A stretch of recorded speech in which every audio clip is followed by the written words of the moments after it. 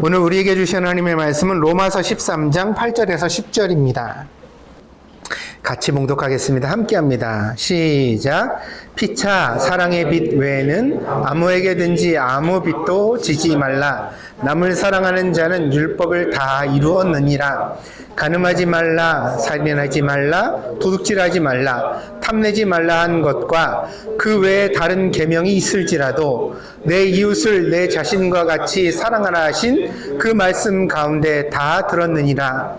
사랑은 이웃에게 악을 행하지 아니하나니 그러므로 사랑은 율법의 완성이니라. 아멘.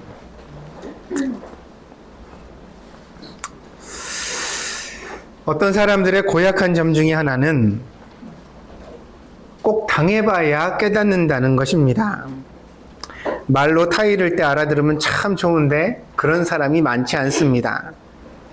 그래서 가만히 생각을 해보면 좋은 말을 해주는 사람도 고맙지만 좋은 말을 알아듣고 그 말로 인하여 자기를 바꿀 줄 아는 사람도 못지않게 훌륭하고 좋은 사람입니다. 여러분의 지난 1년 2025년은 과연 어떠하셨습니까? 하나님께서는 다양한 방법으로 여러분에게 말씀하시고 하나님의 마음을 전해 주셨습니다. 여러분은 그 하나님의 음성을 잘 들으셨습니까? 잘 듣고 생각하고 깨닫고 여러분의 삶을 바꾸셨습니까? 여러분은 착하고 훌륭한 사람들이기 때문에 분명히 그렇게 살았을 것입니다. 그래야 복이 임하고 여러분의 인생이 순탄하게 된다는 점을 다시 한번 마음에 명심하기를 바랍니다. 그래서 하나님 말씀을 잘 듣는 것은 하나님을 위한 일이 아니라 누구를 위한 일이에요? 나를 위한 일이에요. 내가 행복하고 복되고 내가 잘 되는 길이 거기 있는 겁니다. 근데 여러분, 우리가 자녀를 키울 때 보잖아요. 흔히 부모가 염려를 해서 자녀들에게 여러 가지 잔소리를 하죠. 말은 잔소리라고 하지만 그 말이 다 뭐예요? 살이 되고 뼈가 되고 자기는 잘 알지 못하지만 부모 입장에서는 다 보이는 지혜가 아닙니까? 근데 아이들이 그 말을 들어요, 안 들어요? 안 들어요. 그리고 조금이라도 듣고 나면 생색을 내요. 내가 말 들었잖아요. 내가 말 들었으니까 나한테 뭐 상을 주세요. 이런 걸 얘기한단 말이에요. 근데 이제 이 어린아이의 태도가 사실 우리들에게 그대로 있어요. 성경에 나오는 하나님 말씀을 지키는 것은 우리에게 유익한 일입니다. 근데 그것을 미처 알지 못하고 하나님을 위해서 마치 지키는 것처럼 생색을 내고 우리가 그것을 우리 자신에게 굉장히 되게 훌륭하게 생각할 때가 참 많은 것 같습니다. 다시 한번 하나님 말씀을 잘 들어야 순탄하게 된다. 근데 그 하나님 말씀이 설교로만 들리는 것 아니에요. 성경 말씀 읽을 때만 들리는 것 아니에요. 라디오 방송에서도 나올 수도 있고요. 모르는 이웃 아저씨가 나한테 해주는 말 속에도 하나님 음성이 들어있을 수가 있어요. 근데 그 하나님 말씀이 들려지면 그걸 느낍니다. 우리가 믿음의 사람이면. 어떻게 느끼죠? 스쳐가지 않고 내 마음을 꽝 흔들거든요. 그 말이요, 내 마음속에 딱 들어올 때, 아, 이거 하나님 하시는 말씀 같은데? 하는 느낌이 있어요. 아멘? 그래 분만 아멘. 그러면 그거 어떻게 해야 돼요? 나를 위해서 지켜야 되는 거예요. 근데 자꾸만 그걸 안 지키려고 하고 거기에서도 자존심 내세우고 자기 고집 부리고 아니야, 지금은 그럴 때가 아니야. 그럴 때가 아니긴 뭐가 그럴 때가 아니에요. 아니, 내가 하나님보다 똑똑해요? 하나님이 그 말씀을 내게 주실 때는 그거를 내가 해야 될 때이기 때문에 그 말씀을 주신 거예요. 근데 자꾸 내가 그런 하나님이 주시는 감동을 무시해버리고 그리고 내 생각을 앞세우고 내 환경을 앞세우고 내가 가지고 있는 여러 가지 조건들을 앞세워가지고 스쳐 지나가다 보면 어떻게 되어져요? 은혜가 떠나게 되어지고 은혜가 떠난 신자는 좋은 열매에 도달하는 법이 없습니다. 분명한 사실이에요. 그러니까 하나님 말씀을 늘 귀 기울여 잘 마음에 담고 지켜갈 수 있는 믿음의 사람들이 되기를 바랍니다. 오늘은 2025년의 마지막 주일입니다. 로마서 말씀을 여러분에게 전하고자 합니다. 사도 바울은 로마의 교회에 보낸 편지, 이 로마서를 썼는데요. 이 로마서는 모두 16장으로 되어져 있습니다. 그 중에서도 16장, 16장은요. 사도 바울이 로마 교회에 있는 지인들에게 안부 인사를 하는 장이에요. 그러면 본문은 15장까지 되어져 있거든요. 그러면 오늘 우리가 읽었던 13장, 14장, 15장은 로마서의 결론적 부분이라고 할 수가 있어요. 여러분 흔히 많이 들어보셨죠? 신약 성경 중에서 가장 복음적인 책 중에 하나, 우리가 믿음이 무엇인지를 정의하고 이해하려면 뭐를 읽어야 된다? 로마서를 읽어야 된다, 그런 얘기를 많이 들어요. 근데 그 복음의 정수라고 하는 로마서 중에서 결론적 부분에 이르러 있는 거예요, 우리가 지금. 그리고 그 결론적 부분에서 사도 바울은 그가 이전에 설교했던 모든 교리를 최종적으로 정리해냅니다. 복음이란 무엇인가, 믿음의 원리는 무엇인가를 쭉 설명해 왔어요. 그리고 나서 마지막에 그런데 이 모든 것이 과연 어떤 결론에 이르렀나를 말하고자 하는 부분이 이 부분이란 말입니다. 신앙은 단지 마음이 편하고자 가지는 것이 아닙니다. 만약 그렇게 신앙을 받아들인다면 그 사람은 신앙을 모독하는 것입니다. 신앙은 삶을 바꾸는 새로운 질서입니다. 창조주이신 하나님께서 그것을 우리에게 요구하셨습니다. 그래서 우리가 그것을 듣게 된 것입니다. 그래서 이것을 뭐라고 성경이 말하냐면 계시라고 말해요. 여러분 복음서를 쭉 읽다 보면 예수님 그런 말씀 하시잖아요. 귀 있는 자는 들어라. 그리고 와도 보지 못하고 들어도 듣지 못하리라 하신 말씀이 이루어졌느니라, 이런 말씀 하시잖아요. 이게 무슨 얘기냐면 하나님 말씀이 아무한테나 들리는 것은 아니라는 거예요. 그럼 그 하나님 말씀이 들려지는 사람은 특별한 은총을 받은 거예요. 그래서 이 은총을 뭐라고 말하면 계시라고 말하는 거야. 감추어진 것을 드러냈다. 하나님이 아무에게나 알 수 없는 것을 나에게만 알게 하셨다. 아멘? 그게 이게 복음이고 계시라는 것입니다. 하나님은 신앙을 통해서 우리가 남이 들을 수 없는 것을 듣게 하셨습니다. 그걸 듣고 나니까 나에게 의무가 생겨났는데 그게 뭐냐면 나를 변화시켜야 할 의무가 생겨난 거예요. 특별한 은총으로 인하여서. 하나님은 이 신앙을 통해 우리에게 뭘 요구하십니까? 그것이 바로 로마서 13장에 말하고 있는 주제입니다. 신앙은 가지게 됐는데, 하나님이 특별한 은총으로 가지게 됐는데, 그렇다면 그 신앙을 가진 사람에게 하나님께서 이르게 하시는 목적지는 무엇인가? 어디에 이르고자 하는가? 바울은 복음을 설명한 후에 그 진리를 요약합니다. 그것은 성경의 가르침이 결국 사랑이라는 하나의 정서를 요구하고 있다는 것입니다. 사람들은 성경에서 율법을 보았습니다. 해야 할 의무와 하지 말아야 할 금지의 계명들을 보았습니다. 그것을 목숨처럼 지키는 것이 신앙이라고 생각해 왔습니다. 그래서 성경에 나와 있는 뭘 해라 하지 마라를 막 지키는 거죠. 먹지 말라는 걸 먹지 말고요, 가지 말라는 데를 가지 말고요, 만지지 말라는 것을 만지지 말고요, 하지 말라는 짓을 하지 않으면 그게 뭐예요? 신앙이라고 생각해 왔다고요. 그래서 신앙이 좋다는 것은 그 율법을 얼마나 철저하게 수행하고 있는가를 통해 검증될 수 있다고 생각했습니다. 그런데 여기에 성경에서 파라독스가 생겨납니다. 뭐냐면 이렇게 신앙을 보았던 사람들이 누구를 만나게 되냐면 예수님을 만난 거예요. 근데 예수님은 이 사람들의 기준과 관점에서는 신앙이 좋은 분이 아니에요. 왜냐하면 예수님은 안식일의 율법을 지키지 않는 것으로 보였기 때문입니다. 그래서 이게 예수님을 십자가에 못 박는 이유도 되고 사람들이 예수님을 믿지 않으려고 하는 이유도 됐습니다. 아이들에게 공부를 시키면 과제 중심으로 시간을 보내는 아이들이 있습니다. 공부했냐? 그러면 얘기를 하는데 자기가 뭘 공부했는지를 얘기하는 게 아니라 이렇게 얘기를 해요. 문제집 몇 페이지를 풀었고요. 영어 단어를 몇 개를 외웠어요. 그리고 내가 역사책을 갖다 몇 페이지를 오늘 읽었습니다. 그렇기 때문에 내가 공부를 했다고 생각해요. 이런 식으로 수행하는 공부가 나름 효과가 있습니다. 그러나 이런 공부의 한계는 분명합니다. 모르는 것이 많을 때에는 나름 이런 공부의 방식이 효과를 보이다가 어느 정도의 수준에 이르면 그 공부의 방식이 멈춰서서 효과를 나타내지 못하게 됩니다. 이유는 간단합니다. 사람의 체력과 기억력이 한계가 있잖아요. 그래요, 안 그래요? 어떤 아이는 100개를 외우기도 하고 어떤 아이는 50개를 외우기도 해요. 근데 그 능력은 쉽게 변하지 않거든요. 그 능력을 가지고 공부를 잘 해내게 자기를 훈련해가는 게 공부의 방식이에요. 근데 중요한 거 중요하지 않은 거 100개를 이미 다 외웠다고요. 근데 문제는 중요한 것에서 나오잖아요. 그러면 몇 개를 틀리게 되어지는 거죠. 근데 다음에 공부할 때도 또 무조건 100개를 외워요. 그리고 이 방식으로는 80점 이상을 올라갈 수가 없어요. 왜냐면 너무 피곤하거든요, 공부가. 맨날 시험 때가 되면 새벽 1시까지 책상에 앉아가지고 막 공부를 했어요.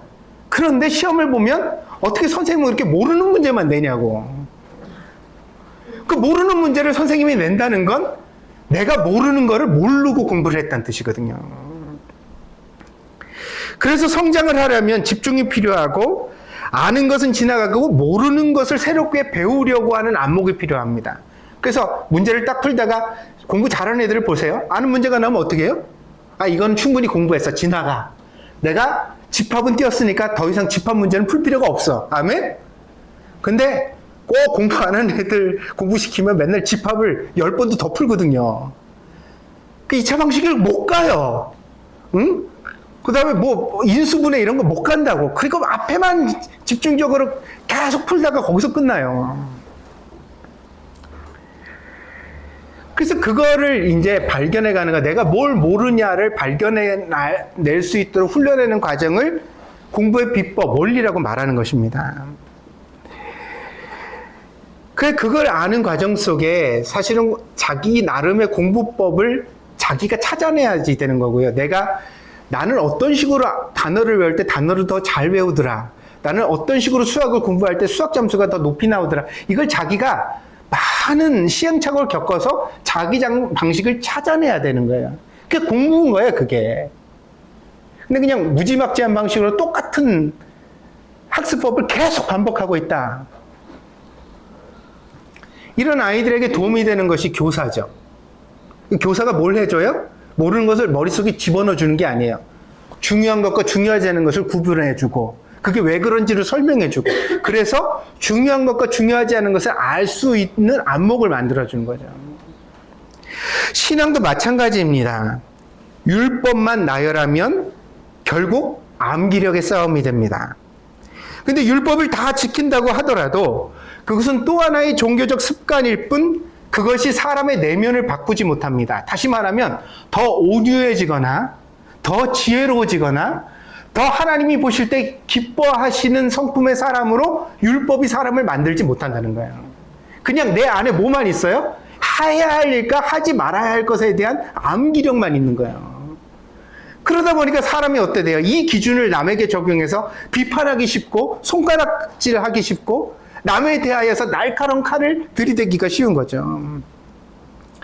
바울은 예수님을 통해서 바리새인으로 그가 평생 연구했던 율법의 알맹이를 보게 됩니다.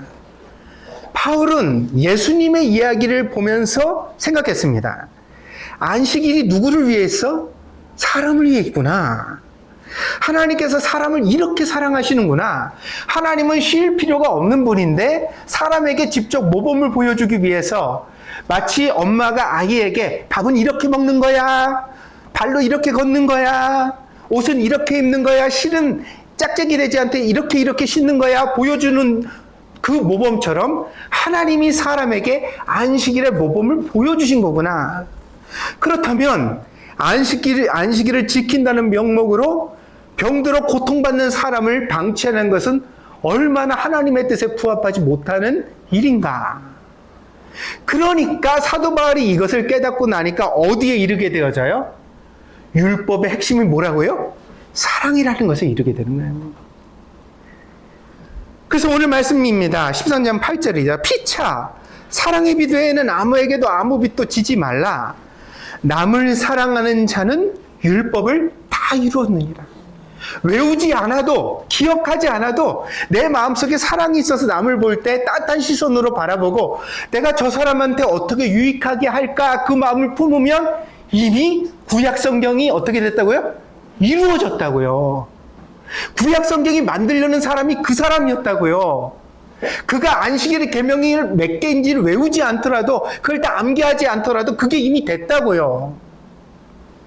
간음하지 말라, 살인하지 말라, 도둑질하지 말라, 탐내지 말라 한 것과 그 외에 다른 계명이 있을지라도 내 이웃을 내 자신과 같이 사랑하라 하신 그 말씀 가운데 다 들었느니라. 사랑은 이웃에게 악을 행하지 아니하나니 그러므로 사랑은 율법의 완성이니라. 사랑하는 여러분, 이미 여러 번 말씀을 드렸고 오늘도 다시 말씀을 드리거니와 여러분이 하나님을 믿는다면 형제와 이웃을 사랑해야 마땅합니다. 내가 보이는 누군가를 사랑하지 못하면서 하나님을 사랑한다고 말하는 자는 거짓말하는 사람입니다. 그의 신앙은 그에게 아무 유익이 없습니다. 하나님은 사랑 가운데 거하시고 그분이 스스로 사랑이시기 때문입니다. 하나님의 사랑이 역사 속에서 실천된 것이 복음입니다. 그러므로 복음도 사랑의 뿌리를 내리고 있습니다. 그래서 고린도전서 13장에 가면 사도 바울이 설명을 하는데 우리 같이 읽어봅시다. 고린도전서 13장 한번 펴봅시다. 1절부터 3절까지만 한번 읽어봅시다. 1절부터 3절까지입니다. 같이 합니다. 시작. 내가 사람의 방언과 천사의 말을 할지라도 사랑이 없으면 소리나는 구리와 울리는 꽹과리가 되고 내가 예언하는 능력이 있어 모든 비밀과 모든 지식을 알고 또 산을 옮길 만한 모든 믿음이 있을지라도 사랑이 없으면 내가 아무것도 아니요 내가 내게 있는 모든 것으로 구제하고 내 몸을 불사르게 내줄지라도 사랑이 없으면 내게 아무 유익이 없느니라.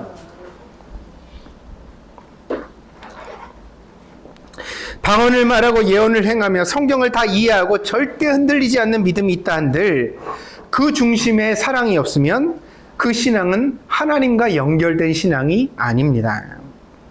그는 자기만의 세계에서 자기만의 하나님을 만들고 자기 나름의 우상숭배를 하고 있는 것에 불과합니다.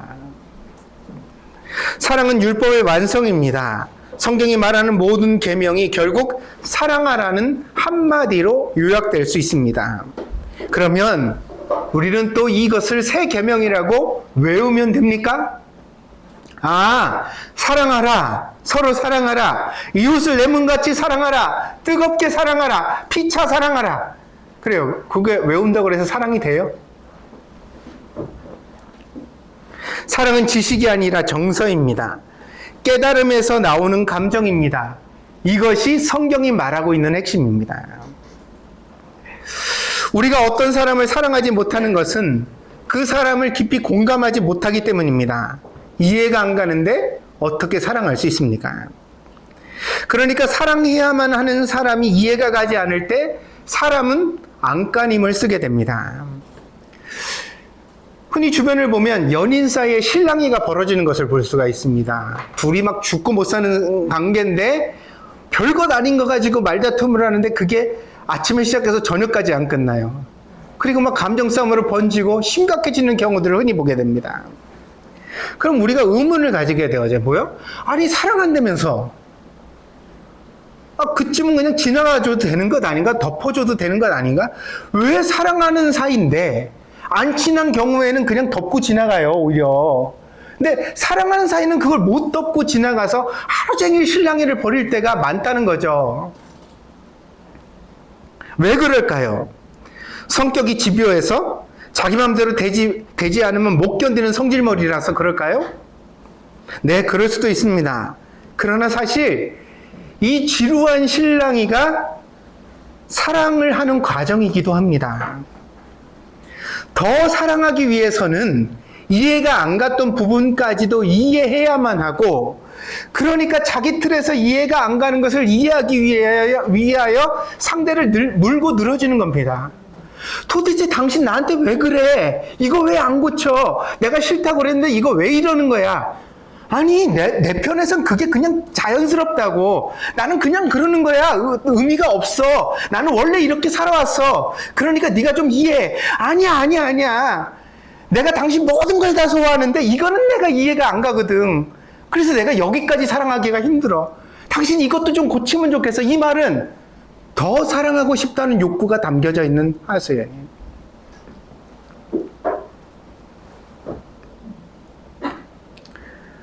그래서 곰곰이 생각해 보면 사람들이 이렇게 상대를 향하여 집요하게 물고 늘어지는 것은 특히 연인 사이에 있는 이 신랑이는 나는 한마디 말이라고 생각해요. 뭐냐면 내가 좀 편안하게 당신을 사랑할 수 있도록 나를 도와줘. 내가 당신을 사랑하는데 이렇게 장애를 느끼고 싶지 않아. 힘들고 싶지 않아. 그러니까 내가 좀 더 마음껏 편안하게 사랑할 수 있도록 나를 좀 도와줘. 이 말을 하고 있는 거예요. 근데 여러분 아시겠지만 모를지도 몰라요. 내가 오늘 가르쳐 드릴게요. 편안한 사랑이 있어요, 없어요? 그게 연인의 착각이에요. 연애를 하고 막 둘이 좋아 보여가지고 눈에 막 사랑이 하트가 뿅뿅할 때는 사랑을 하는 게 편안하다고 느끼거든요. 근데 그게 지나고 나서 어느 정도 차잖아요. 그러고 나면 이제 뭐예요? 정복해야 될 과제들이 남겨져 드러나거든요. 별것 아닌 생활의 습관, 성질머리, 그 사람의 과거, 트라우마, 정신적인 문제들.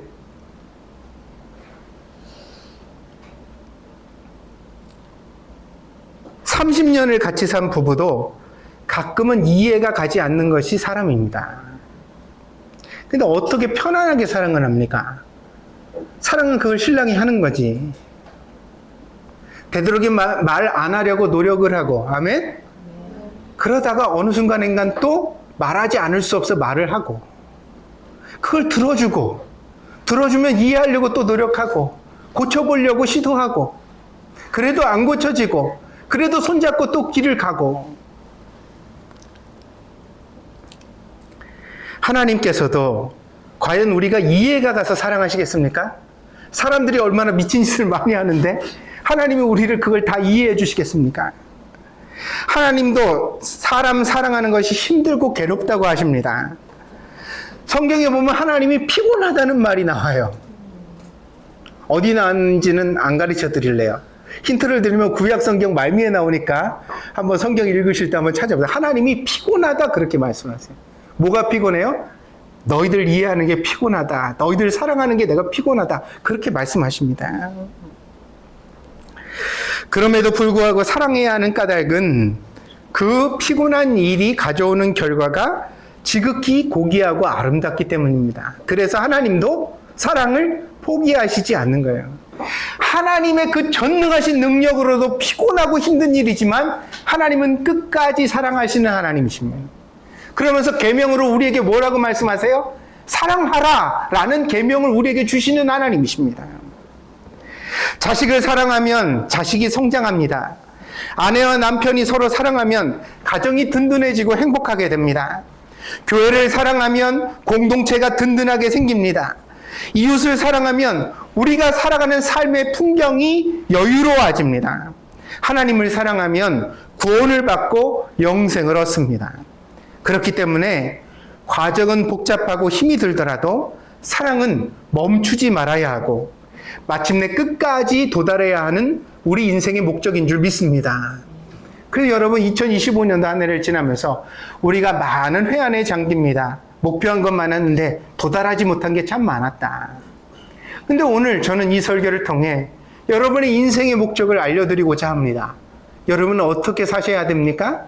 하나님을 사랑하고 이웃을 사랑하는 삶을 사셔야 합니다. 하나님을 볼 때 마음이 설레어야 합니다. 그래서 교회 올 때 여러분의 마음이 충족되고 교회 올 때 여러분의 마음이 설레고 예배를 사모하는 마음이 있기를 부탁드립니다. 그리고 또 가족을 볼 때 어떻게 돼야 돼요? 내 마음에 사랑이 있어야 돼요. 나쁜 점이 안 보이고 좋은 점이 보여야 돼요. 응? 많은 부족한 것에도 불구하고 그 모든 연약함이 보여져야 돼.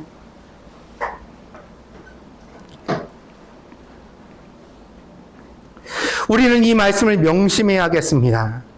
오늘 말씀이 어떻게 시작하죠? 13장 8절이 사랑의 빛 외에는 아무것도 빚지지 말라 그랬죠. 그러니까 돈으로 신세지지 말고 사랑으로 신세지는 사람이 되자. 성경을 외우지 말고 성경이 말하는 사랑을 배우고 실천하는 사람이 됩시다.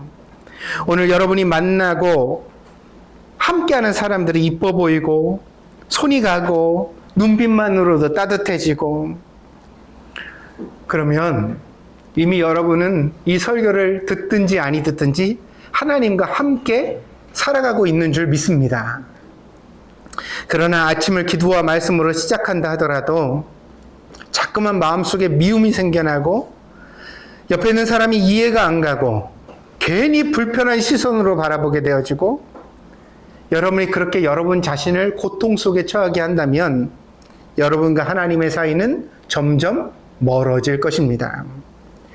그 종교 생활은 여러분을 구원하지도 못하고 여러분의 삶을 변화시키지도 못합니다. 그러면 어떻게 해야 합니까? 제가 아까 그랬죠? 기초적인 공부는 그냥 막무가내로 책상에 앉아가지고 책 파면 된다고. 그런데 고차원적인 공부를 하려면 방법도 바꿔봐야 되고, 아멘? 여러 가지 시도를 해봐야 된다고요. 머리를 써서 노력을 하셔야 돼요. 무조건 노력해서 결과가 나온다고 생각하시면 안 돼요. 그게 아니에요. 삶도 신앙도 마찬가지예요. 어때요? 그래서 신앙도 내 마음에 사랑이 충족되지 않는다면 방법들을 바꿔보셔야 돼요. 이전에 해왔던 신앙생활과 다른 신앙생활을 시도해 보셔야 하는 거예요. 아멘?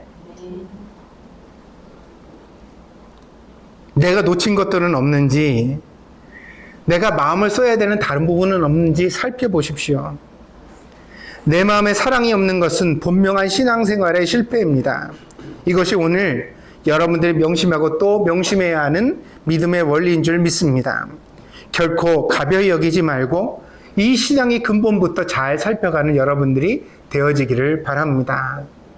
그래서 신앙생활을 해갈 수 있도록 우리가 성장했다는 것을 확인할 수 있는 방법이 뭐가 있을까 생각해 봤습니다. 왜냐하면요, 제가 목회를 하면서 보다 보니까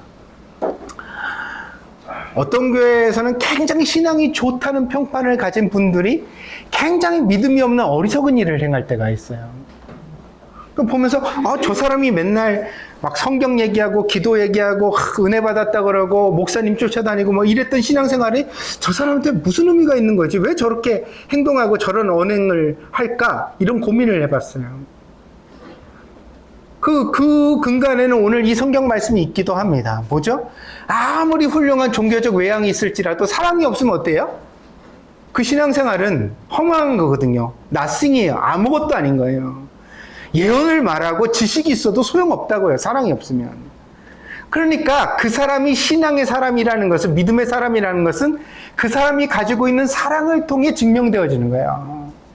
그럼 여러분 보세요. 우리가 누구에게 사랑이 있는지 없는지 알아요, 몰라요? 느끼죠. 그건 느껴져요. 느껴진다고요. 그래서 생각했어요. 뭐냐면, 우리가 하는 일반적 신앙생활이 우리를 사랑의 사람으로 만드는 것은 아니구나. 신앙을 잘 연단하고 성숙해 간다는 것은 여기다가 목표를 맞춰야 되는 거다. 내가 어떻게 하면 더 하나님을 사랑하고, 내가 어떻게 하면 더 내 곁에 있는 사람들을 사랑할 수 있는 사람이 될 것인가. 내가 어떻게 할 때 내 마음에서 그런 사랑이 우러나는가. 그게요, 목사님 설교를 잘 듣는 것이 될 수도 있고, 아멘? 그게 매일 큐티를 하면서 성경 말씀을 묵상하는 게 될 수도 있고요. 그게 어떤 사람은 하루에 2시간씩 기도하는 일이 될 수도 있어요. 모든 사람이 같은 방법으로 은혜를 받는 게 아니에요. 믿습니까? 그러니까 예배만 드리면 된다. 이거 틀린 생각이에요. 큐티를 하고 성경을 읽으면 되더라. 그것도 틀린 생각이에요. 사람마다 다 달라요. 근데 문제는 똑같아요. 뭐냐면 결국 신앙이 무너지면 그 사람의 내면에 사랑이 없어요. 목사도 믿고 성도도 믿고 가족도 미워요. 다 못마땅해 그냥. 그건 하나님이 나와 멀다는 뜻이에요. 멀다고. 아주 저 하늘 끝에 계신 하나님이라고. 아무리 내가 여기서 막 열렬하게 기도를 하고 막 성경을 찬양을 막 눈물을 흘리면서 불러도 소용이 없어요. 그래서 제가 고린도전서 13장을 읽어드린 거예요. 불사르게 내 몸을 내어줄지라도 사랑이 없으면 어때요? 아무것도 아니라고요. 그러니까 확인이 가능해요. 뭐냐면 내가 오늘을 살아갈 때 오늘 나의 현실, 지금 이 예배 시간에도 확인해 보세요.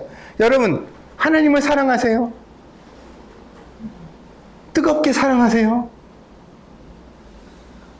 하나님을 향하여 아깝지 않은 내 마음이 있나요? 내 인생을 드리고 싶고 내가 가진 모든 것을 하나님께 영광을 돌려드리고 싶은 예배를 드리면 우리 교회 성탄절 할 때 그 초라한 집회실 빌려가지고 하지만 거기다가 내가 하나님한테 드리는 예배인데 뭘 좀 이쁘게 꾸며볼까? 어떻게 하나님 앞에 좀 더 아늑하고 행복한 분위기를 만들어볼까?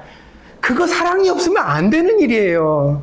내가 지난주 성탄절 예배를 드리면서 마음속에 참 아이고 나보다 훌륭한 성도들을 내가 모시고 사는구나 그 생각을 했어요.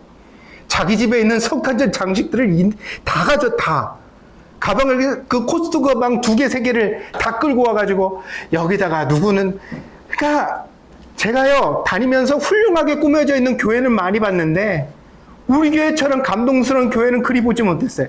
자기 집에 있는 크리스마스 온갖 장식들을 다 가져와서 하나씩 다 붙여놓고 손때를 묻혀서 하나님이 원하는 건 막대한 헌금이 아니라 여러분들이 하나님을 향하여 그렇게 사랑하는 마음의 표시인 줄 믿습니다. 믿습니까? 맛있는 귤이 있으면 우리 성도들이랑 나눠 먹어야지. 그냥 한 봉지 사오고, 우리 김영관잘 굽듯이, 닭 굽듯이. 우리 성도 목사님이 이거 하나님 드리는 마음을 하라 그랬어. 그래가지고 정성을 들여서 그 굽는 거.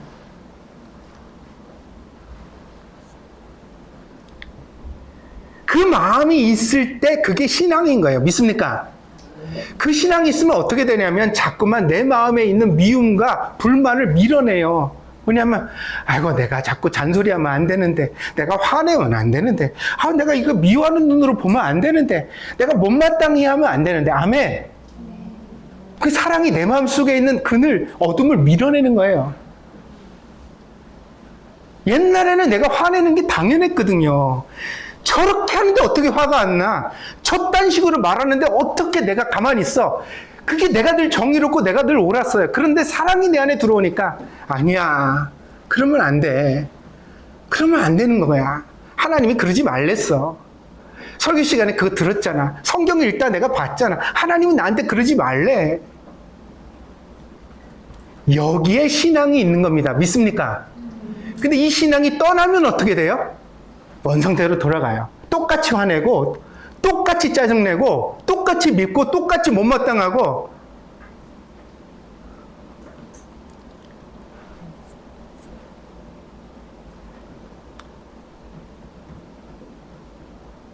그건 신앙생활이 아닙니다, 여러분. 그건 여러분이 아무리 예배를 다 드리고 52주 주일을 다 지켜도 하나님 앞에서는 아무것도 아닙니다. 예배를 드리고 나면 미웠던 원수까지도 위하여 기도가 나가야 됩니다. 믿습니까? 내가 평소에는 진짜 인간 같지도 않게 여겼던 그 사람까지도 에이구 그래 지도 마음이 편하면 그러겠나 힘드니까 저러지. 하나님 좀 나랑 부딪히지 않도록 하나님 저 사람을 부드럽게 만들어주세요. 아니면 내가 저 사람을 잘 참아낼 수 있도록 나한테 좀 힘과 능력을 더하여 주세요. 그 원수를 위하여 기도하라는 예수님의 가르침은 원수를 위하여 기도하는 그 마음이야말로 어떤 마음이기 때문에? 사랑이 있는 마음이기 때문에 그게 그 사람의 신앙이 있다는 것을 증명해내는 거예요. 저 사람이 하나님 사람이구나. 하나님이 저 사람이랑 같이 계시구나. 그걸 증명하는 그 역사가 그 자리가 되는 거예요. 그러니 여러분, 사랑을 붙잡는 신앙생활을 하십시오. 그걸 돌아보고 그걸 여러분 안에 다시금 되새기는 은혜의 사람들이 되어지기를 부탁드립니다. 기도하겠습니다.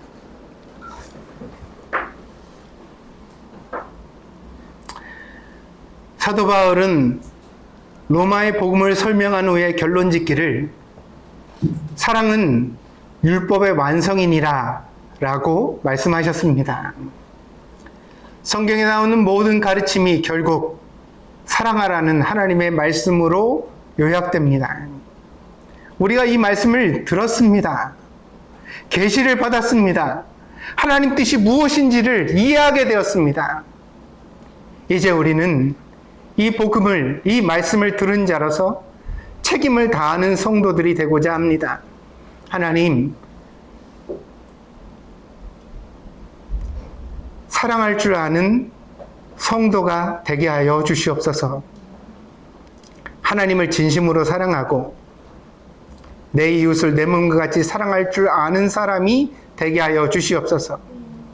나의 신앙생활이 기도만 많이 하고 성경만 많이 배우는 것이 아니라 그 말씀과 기도를 통하여 내 안에 하나님의 사랑을 불릴듯 일어나게 하는 신앙생활이 되게 하여 주시옵소서.